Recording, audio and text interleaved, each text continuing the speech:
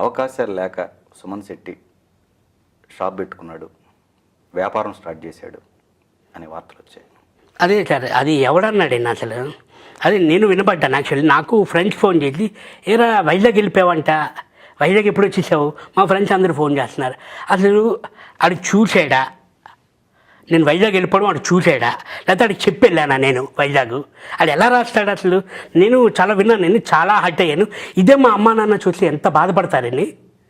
చాలా తప్పు, అది తెలియకుండా అలా రాయడం అన్నది చాలా తప్పు, చాలా తప్పు.